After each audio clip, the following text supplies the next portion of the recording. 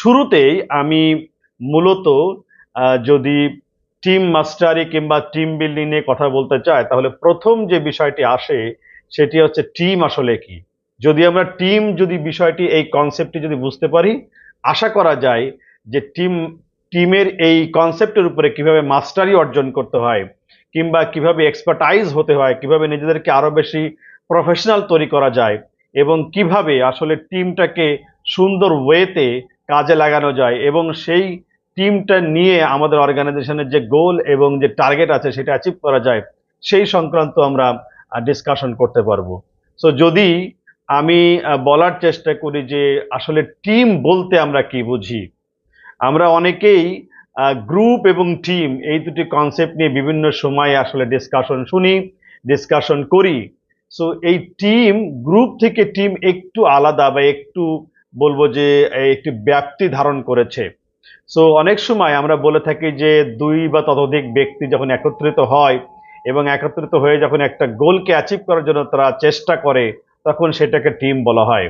কিন্তু এই দুই বা এত ততোধিক ব্যক্তি যখন একত্রিত হয়ে একটি গোলকে কিংবা একটি টার্গেটকে অ্যাচিভ করতে চাচ্ছে, সেই প্রত্যেকটা সময় কিংবা প্রত্যেকটা বলবো যে গ্রুপকে কি আমরা আসলে টিম বলতে পারি কিনা, এরকম কিছু কোশ্চেন কিন্তু আমাদের সামনে রয়ে যায়। তো শুরুতে আমরা টিমের যদি সংজ্ঞায়ন করতে চাই কিংবা টিমকে যদি ডিফাইন করতে চাই, তো একটু আগে যেমনটি বলছিলাম যে আসলেই টিম হচ্ছে দুই বা ততোধিক ব্যক্তির সমন্বয়, যারা একটি গোল অ্যাচিভ করবে কিংবা একটি গোলকে তারা টার্গেট করে তারা সামনে দিকে এগিয়ে যাবে। কিন্তু এখানে খুব সুনির্দিষ্টভাবে একটি বিষয় প্রণিধানযোগ্য, সেটি হচ্ছে যে যখন আমরা টিম বলবো তখন সেখানে থাকবে একটি কনসেপ্ট, সেটা হচ্ছে অর্গানাইজড ম্যানার ওয়েতে। সো অর্গানাইজড ওয়েতে যখন আসলে দুই বা ততোধিক ব্যক্তি যখন একত্রিত হচ্ছে, এই অর্গানাইজড মানে কি? অর্গানাইজড মানে হচ্ছে অবশ্যই এই টিমের যারা সদস্য থাকবেন, এই টিমের যারা আসলে অংশীদার থাকবেন, তারা প্রত্যেকে অর্গানাইজড হবেন।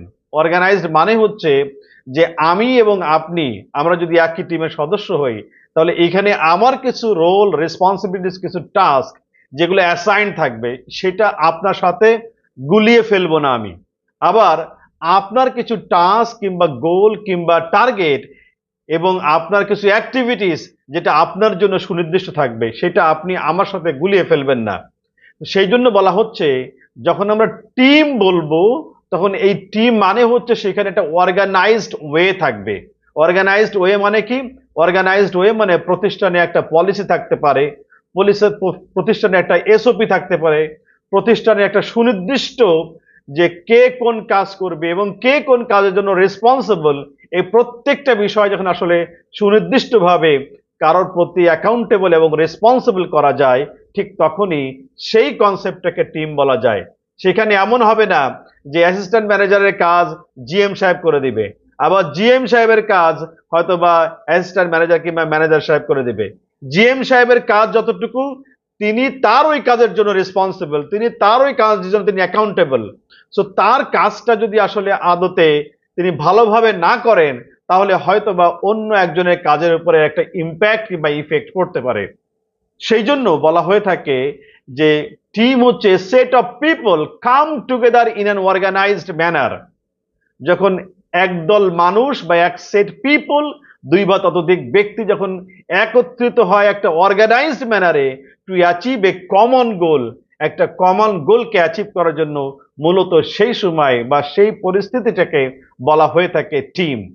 সো আমরা দেখি যে একটা টিম আসলে কখন, এই টিমের যারা মেম্বার থাকে, টিমের যারা প্লেয়ার থাকে, তারা আসলে কখন সাকসিড হয়, কিংবা তারা কখন আসলে সাকসেসের এই যে বলবো যে সাকসেসফুল একটা রেজাল্ট কিংবা সাকসেসের তারা সেই আলোকবর্তিকা দেখতে পারে, যখন আসলে টিমের যে সমস্ত মেম্বাররা আছে তারা যখন কমিটেড হয় টু কমন গোল।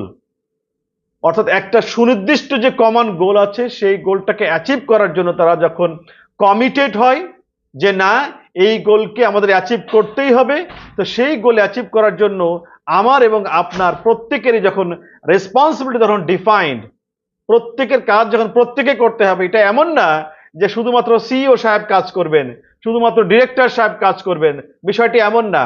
বরং যখন আমরা টিম কনসেপ্ট নিয়ে আমরা আলোচনা করছি, কিংবা যখন আমরা টিম কনসেপ্টটি আমরা লালন এবং ধারণ করার চেষ্টা করছি, ঠিক সেই সময় মনে রাখতে হবে যে আমার একটা অর্গানাইজেশনের from lower level to higher level প্রত্যেকেরই প্রত্যেকের জায়গায় রেসপন্সিবল।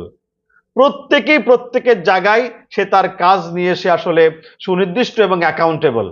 তো সেই জন্য যিনি লোয়ার পর্যায়ে আছেন, যিনি একেবারে নিচের দিকে আছেন, তারও যেমন কাজ সুনির্দিষ্ট, ঠিক একেবারেই তিনি যখন আপার লেভেলে যিনি আছেন তারও কাজ সুনির্দিষ্ট। তো এই লোয়ার, আপার এবং মিডল, এই যে এই তিনটা পার্টি যখন তাদের সুনির্দিষ্ট কাজ নিয়ে যখন একটা কমন গোলের প্রতি যখন কমিটেড হয়, ঠিক তখনই একটা টিম সাকসেসের দেখা পায়। এরপরে আরেকটি যদি বলার চেষ্টা করি যে টিমের মেম্বাররা তখনই সফলতা পায় যখন মেম্বারদের প্রত্যেকের রোলটাকে ডিফাইন করা হয়ে থাকে। যেমন আমি যদি একজন মামুন মুস্তাফা, আমি যদি একজন টিম প্লেয়ার হই, আমি যদি ধরেন মিড লেভেলে হই, আমার উপরের লেভেলে কেউ আছে, আমার লোয়ার লেভেলে কেউ আছে, তাহলে প্রত্যেকের কাজ আমার মিড লেভেল থেকে আমার কি কাজ হবে এবং সেই কাজের জন্য আমি রেসপন্সিবল এবং অ্যাকাউন্টেবল, এই বিষয়গুলোকে অর্থাৎ টিমের মেম্বারদের ভিতরে যখন তার কাজটা, তার রোলটা যখন ডিফাইন্ড থাকে সুনির্দিষ্টভাবে, ঠিক তখনই টিমের মেম্বাররা মূলত সফলতা পেয়ে থাকে। এরপরে টিমের মেম্বাররা কখন সফলতা পায়? যখন মেম্বারদের কাছে ইফেক্টিভ ডিসিশন মেকিং সিস্টেমটা চালু থাকে, যখন কমিউনিকেশনটা ইফেক্টিভ থাকে, যখন ওয়ার্ক প্রসিডিউর কিভাবে কাজ করতে হবে, অর্থাৎ একটা কাজ করার জন্য হাউ পার্ট মানে কি, অর্থাৎ সে কিভাবে কাজটি করবে, সেই এসওপি, স্ট্যান্ডার্ড অপারেটিং প্রসিডিউর যেটি আছে, এই এসওপি কিংবা স্ট্যান্ডার্ড অপারেটিং প্রসিডিউর, এটা যখন সুনির্দিষ্ট যখন থাকে, সেই কাজটি করার জন্য যে সমস্ত ইনফরমেশন প্রয়োজন, সেই সমস্ত ইনফরমেশন যখন আসলে কমিউনিকেটেড হয় সুনির্দিষ্টভাবে, এবং যখন ডিসিশন সিস্টেমটা যখন আসলে ইফেক্টিভ থাকে, ঠিক তখনই মূলত একটি টিমের সফলতা আসে।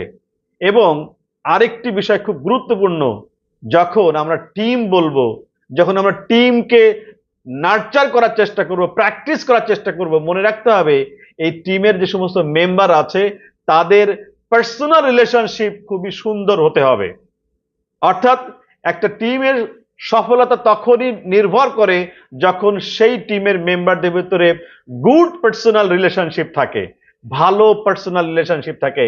এটা যেন এমন না হয় যে পার্সোনাল রিলেশনশিপটা যেন এমন না হয় যে একজন আর একজনের প্রতি বিদ্বেষ, ক্রোধ, অহংকার, অহবিকা, এই ধরনের যে সমস্ত বিষয়গুলো আছে, সেইগুলো যদি টিমে থাকে তাহলে সেই টিমটা আদতে কোনো ভালো টিম হতে পারে না, এবং সেখান থেকে কোনো ভালো রেজাল্ট বয়ে নিয়ে আসা যায় না ওই টিমের মাধ্যমে।